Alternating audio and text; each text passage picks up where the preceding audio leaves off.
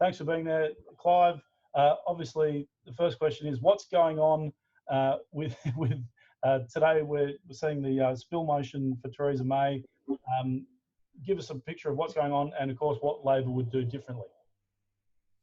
It's chaos. There's no other way to put it. I mean, I'm looking out onto Parliament down here out from my window. I mean, there are literally people with pitchforks and torches outside my window.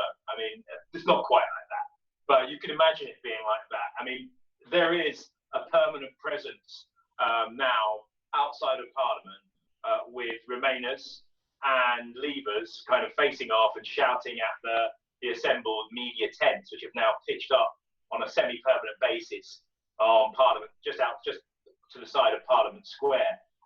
There's a real sense of drama, and it's unfolding on an hourly and daily basis. And obviously, you know, today, Theresa May, and obviously by the time you hear this, she may or may not be Prime Minister, but Theresa May, as we speak today, has just been challenged by her own party. They have 48 votes into the 1922 committee. 48 members have written in to Mr. Brady, the MP, the chair of the 1922 committee. It's a very archaic way of doing it, and have said that they would like to call a confidence vote in Theresa May. She now has until the end of today, I think, when there will be a vote amongst Tory MPs of confidence in her, and that will then decide whether she stays on. If she wins the vote, she can stay on, but if she doesn't win it convincingly, there could also be pressure on her to resign because she doesn't have the overwhelming support of her party at this critical stage in the Brexit negotiations. I think for most people in this country now, when you consider that Brexit was in effect and has been for many years an internal Tory party schism, a fight, an internal civil war between those who want to leave the European Union and all that it represents, to move away to some kind of fabled, imagined past, glorious past that they want to reinvent here in the 21st century. Some of them call it Empire 2.0. You'll be glad to hear about that in Australia, I'm sure.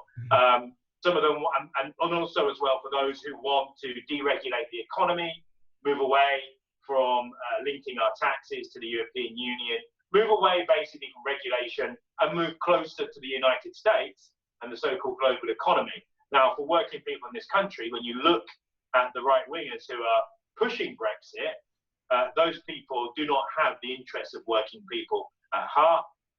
They don't want to see the NHS as it's currently formed, publicly funded like it is, and free at the point of use. They want to see less workers' rights, less environmental rights. And we've seen that in all the preparatory legislation that the Conservatives have been pushing through in a most undemocratic manner over the last couple of years in preparation for Brexit to take place. So where we are now is just the latest unfolding chapter in an ongoing saga of the Conservative Party. And as the so-called establishment ruling party of this country, they are making a complete dog's dinner of it, and they're dragging everyone down with them. And you've got people like Boris Johnson and Rees-Mogg and others.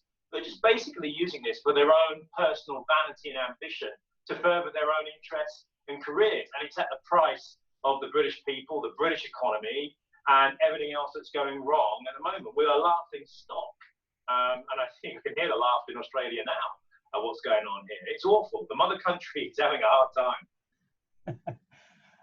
Thank you for that. The topic of the event today is what can we learn from UK Labor? So, you know, it's a bit of a broader, longer term thing. You've done very well. You're now the biggest centre-left party or left party, socialist party in Europe.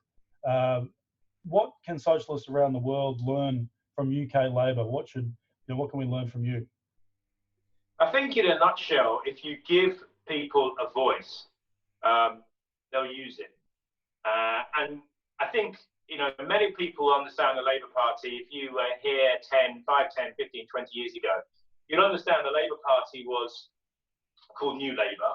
It took that shift in 97. It moved away from what many considered its socialist roots under Tony Blair, got rid of Clause 4, which is a kind of key article with the Labour Party constitution calling for public ownership of the kind of key strategic assets within the society, and ensuring that everyone had a share and a say in our economy. That was that went back in the 1990s. Tony Blair pushed that out.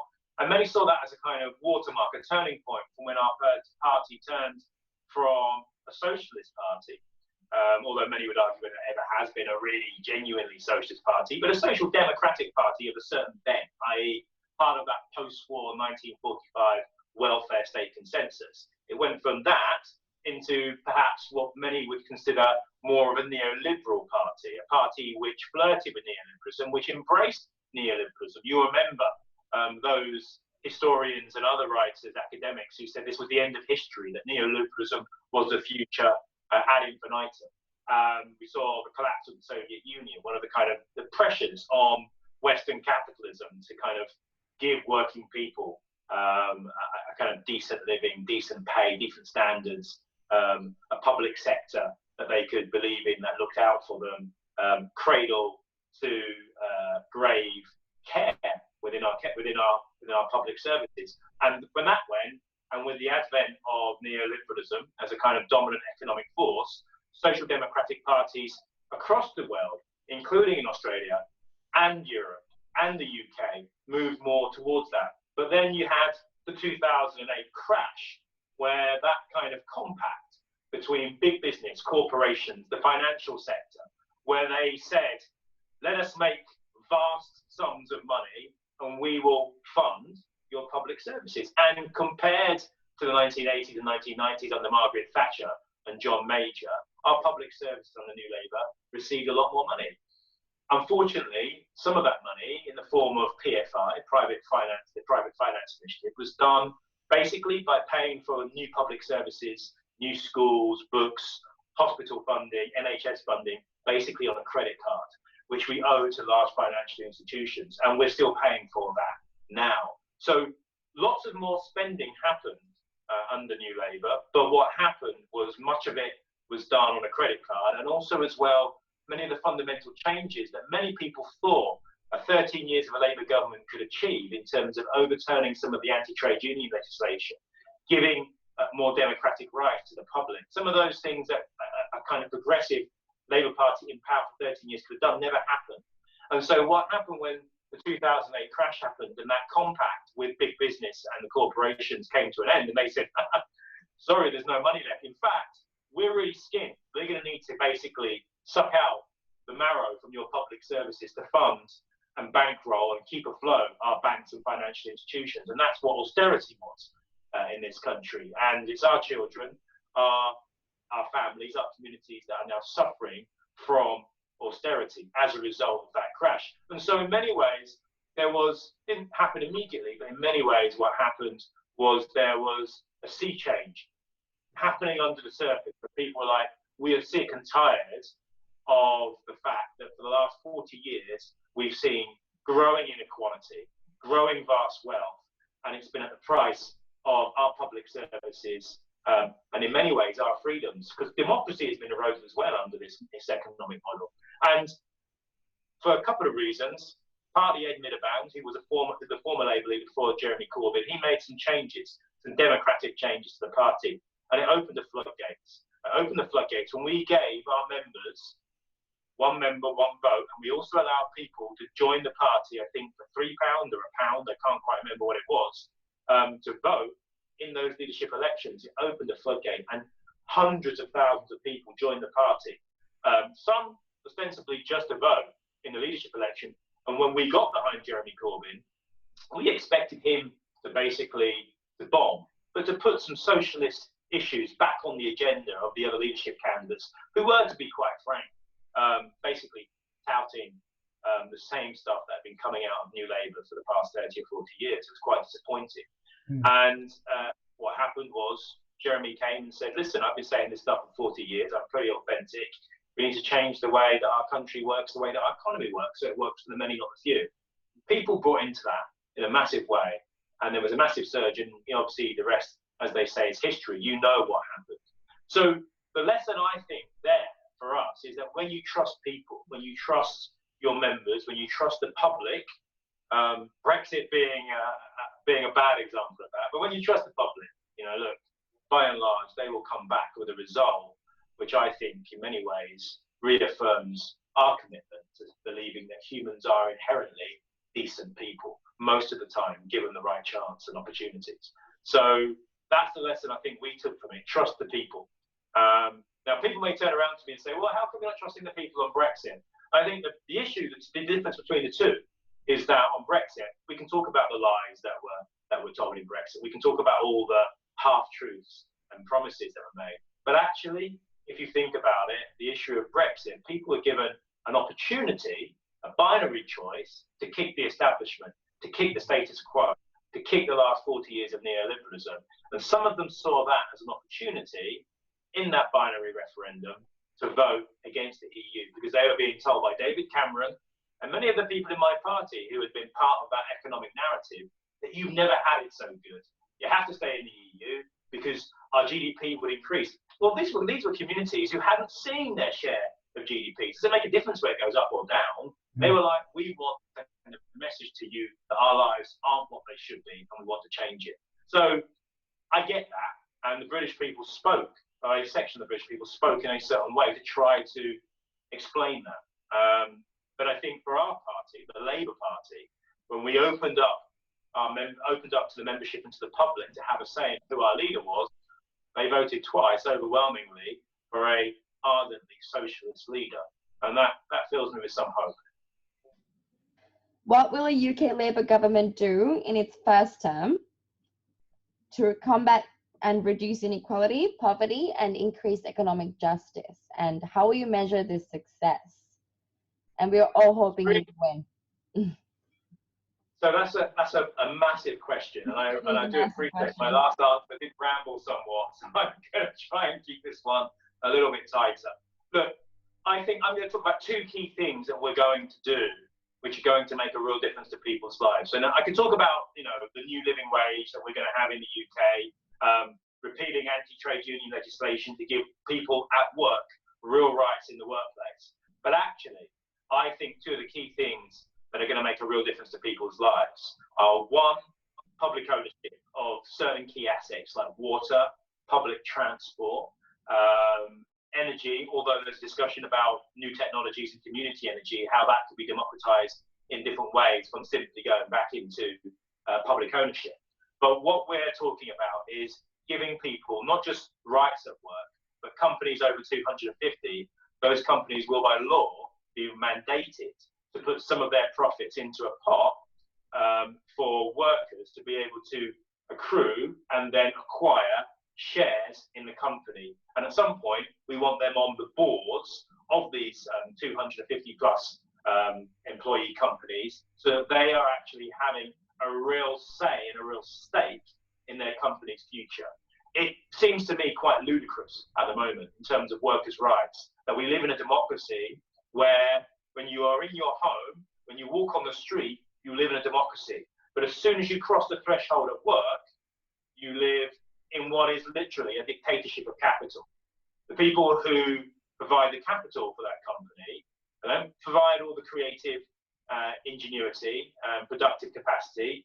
They don't provide all of the labour, or much of the labour. They provide the capital. But anyone who knows what a successful business is, it's a partnership between funding, capital, labour, and ingenuity, creativity. And that's what workers bring. So they should also have a share in the ownership and a say in how that company runs, rather than just one person or a small group of people dictating to everyone else on a hire and fire basis how their life will be and where that company will go. So that's something really important for us. Workplace democracy, public ownership, which won't necessarily be like it was in the 1970s. The Conservative Party always say, oh, you want to go back to the bad old days of the 1970s. No, we don't. We're looking at ownership, models of ownership which are very different from the 1970s. They may be more cooperative in their nature. They may be, for example, on public transport, you may want to see on rail, you may want to see both passengers, staff, and the government have an equal share of the organisation, so that we can all contribute to making the service a better service, making the service one where the profits that are made are ploughed back in, and that the public actually own the infrastructure that we all use. And that's a concept that many Conservatives are really struggling with, but which we think in the 21st century, and a modern 21st century vibrant democracy, it isn't just about putting a cross in a box. It's also about having a say where you work, having a say in the public services that we all rely on, that we all need, that we all use, and that we all contribute to. So that's one part of it in terms of the economy. But the other part is also the economy, but far broader, and it's about the environment. And it's the stuff that I'm working on in the Shadow Treasury team, which is sustainability.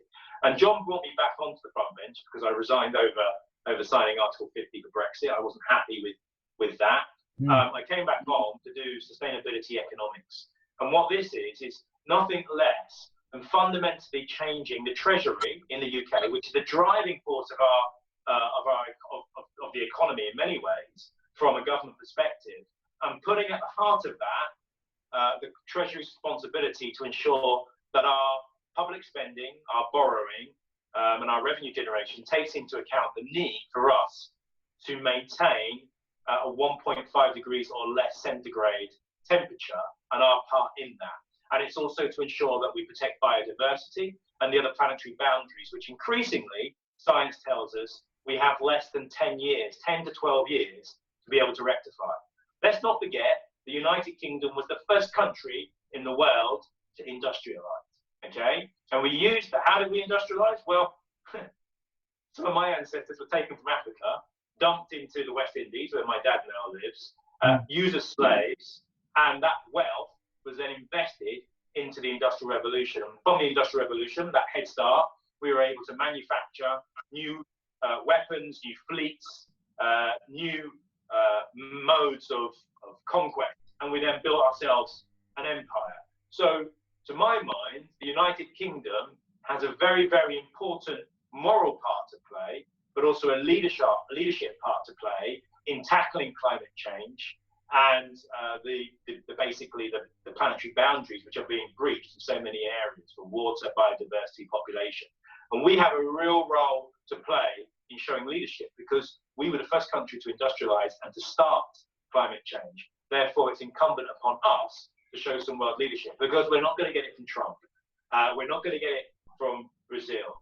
We need to be leading that charge in Europe to make sure that that happens globally, that we work with developing countries, friends around the world, like Australia, to make sure that we live within those planetary boundaries. So we're trying to perfect that here in the UK so that other countries, other advanced economies and other developing economies can begin to have a model which might work for them in terms of having a real economy which really looks after the environment. It isn't just an add-on, a bolt-on that comes on the side.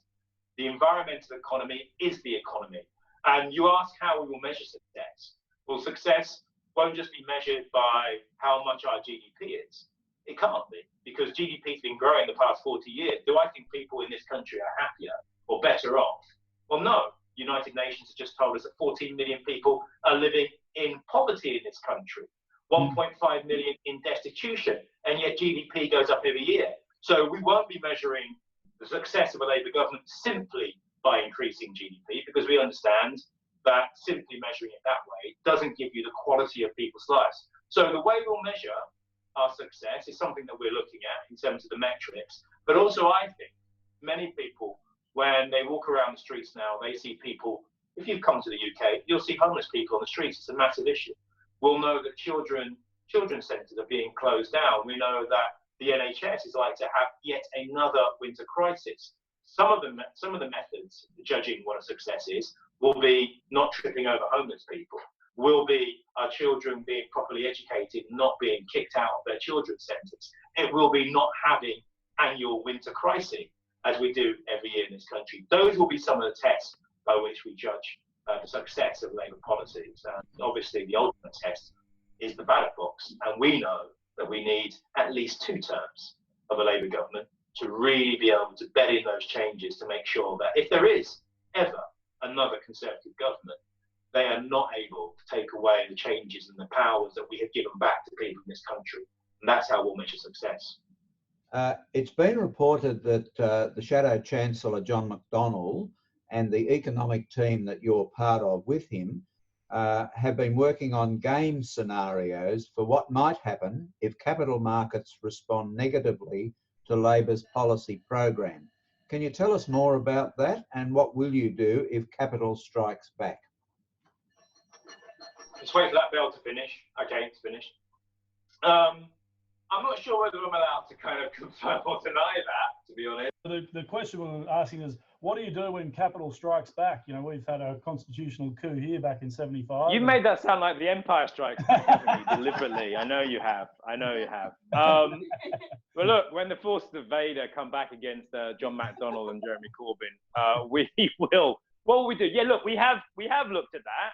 I mean, no one would expect a Labour government, especially a radical socialist Labour government, not to consider that. And, you know, look, we've sat down with economists, with people from the civil service and talked that through. And I can't say more than that, really. I mean, it's something we're aware of. Capital flight isn't the only issue that can affect a Labour government in the future. There are lots of other scenarios, all of which we've kind of gamed for and looked at. Ultimately, though, you know, you have to believe that it's not just about what would happen theoretically, what the markets could do. It's also about people understanding that so much of what's been going on recently, so much of the chaos that's been happening in recent months and years in this country has happened under a government that basically won the election under the title of strong and stable. And I don't think that's been missed on business. I don't think that's been missed on the city. And I think people in the city, people in business understand, most of them do get that something has to change in our country. But we understand the levels of inequality that currently operate are simply unacceptable, but also non-sustainable. Because what happens in countries which are deeply unequal, as our country is, as in parts of Europe, in France, for example, as well, at the moment, you begin to see that those countries destabilize. So you do have to have levels of equality or levels of inequality which are manageable. I would say I'd like to see them cease altogether. But I think even business people I speak to understand that something needs to change. And clearly this government, the Conservative government, are incapable of that. And their main project, that of Brexit, and what looks like increasingly like a hard Brexit, would be completely incompatible with having an economy that help public services, that improve people's working situation, pay terms and conditions. So I actually think at this moment in time, ironically, the chaos of Brexit and the way that it has undermined the Conservative government and Conservative Party and their economic philosophy in many ways, means that there is actually an opening for the Labour Party, a radical Labour government, to come in and say, look, things have to change. We're not anti the city. We're not anti the business. What we are anti is the gross levels of inequality, the way that the environment is being put on the back burner and dealing with climate change and other issues isn't happening fast enough. The way that people don't have their rights at work, workplace rights, the way that our public services are being decimated. I think that there is a broad consensus across society for that to change. And that's what Labour has to articulate. And ultimately, we do live in a democracy. Look, the bottom line is we've thought about it, we've gamed it, but we also understand that there are other pressures on, it's not one-way traffic, because the city, big business, but also have to understand that the Labour Party would have a democratic mandate. And I guess the other side of it as well is, you know, look, we've got 500,000 members. We would like to see some of those active and supporting us. You know, an election and democracy isn't just about ticking the box. You can support governments in other ways. And, you know, we would want to use the mass membership of our party to be able to communicate to the public, to campaign that this is wrong and that it shouldn't be happening. If it does happen, I mean, there's no guarantee it will happen, but I think what we're doing is simply making sure that we're prepared for the case that if it did happen. But I think given the shambles of this government, given economically where we are, given how so many businesses are crying out for stability, I actually think some of them will think, okay, let's give this Labour government a chance. Let's see what they can do, because we all understand change has to happen.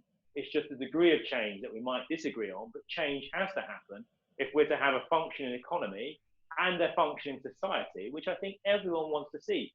Those members, those hedge fund holders, they still have children that go to school. They still have families that live in communities. This doesn't benefit anyone. So that's a really powerful argument as well, that if we want to see a better society, a better economy, a fairer society, a fairer economy, then some of those changes will have to take place. And I think that's a powerful argument. Unfortunately for us, the LP has been described as the least democratic social democratic party in the world. What difference has democratization of your party made to UK Labour? And sort of add on to that, what are some ways you've successfully engaged people in a positive democratic socialist project who are otherwise non-political? And how do you overcome the hopelessness and apathy that many people living under austerity feel? Another big question. Should we take that in 3 parts? Because they're all sure. quite a lot. So the first bit was... the first bit was sort of what difference has democratization of UK Labour made to... Okay. So democratization of the Labour Party, in terms of the leadership elections, has made a massive difference. Because what happened back then, it's changed a little bit now since the Labour Party review at the last conference. But that initial change to basically give our members a chance of a say in who should lead one member, one vote, that had a massive impact on the party. I mean, it led to the election of Jeremy Corbyn as leader of the Labour Party, and ourselves becoming the largest social democracy in Western Europe, socialist party in Western Europe. So it's had a massive impact in that sense. But what I understand is that the democratization of our party is a work in progress. And look, there are different people who have different views of different types of democracy within our party. There are some people who are more what you would call democratic centralists, who believe that you can elect, you can have mass elections for a number of people onto various committees, and then those committees vote for more people, and between them they make decisions. That's one form of democracy. I think the form of democracy we saw which really captured people's imagination was the kind of form of open democracy of one member, one vote across a vast swathe of the party structures. Now that's something that hasn't happened, I think, at the speed that many members would want. I think many were disappointed at the last conference. Yeah, do you know, I think one of the questions, what gives people hope amidst austerity, amidst, climate catastrophe that's unfolding, the climate catastrophe that's unfolding before us? What gives people hope about a better life? It's about having political institutions, political parties, politicians that are brave enough and prepared to stand up and say what needs to be said. Most people know that there are elements of our world that are going to hell in a handcart, but it's not all bad. We just need some political leadership, and we need people who are prepared to do different, who are prepared to break with the broken politics and economics of the past and try something different, a kind of 21st century, I call it 21st century socialism, that has environment and social justice at its very heart. And I think if you're prepared to have, if you have politicians and you have political parties and political movements that are prepared to articulate that and to be brave, to take the ridicule from the Murdoch media, to take the ridicule from colleagues who say it's impossible, it's a pipe dream, it'll never happen. People said that about Corbyn. People said that about many things over the past 2 years in this country, and it hasn't come to pass. And so my kind of parting shot is this: what other alternative is there? If you want to give people hope, you have to offer them something fundamentally different from what they already have. They don't just want lukewarm, rehashed policies which are just a little bit less cruel or a little bit less austere than what the others are offering on the right of politics. You have to give something fundamentally different. You have to articulate it, you have to have a route map, and then you have to have what you're ending up at.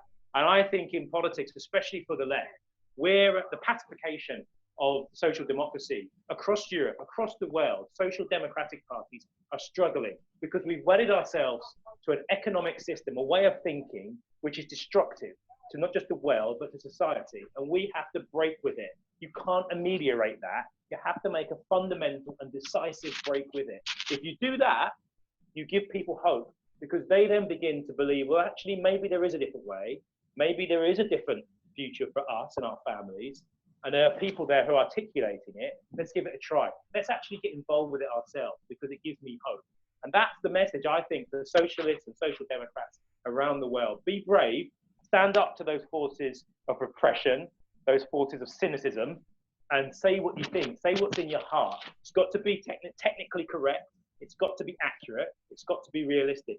But be able to dream, be able to hope. And I think that's infectious. People pick up on that.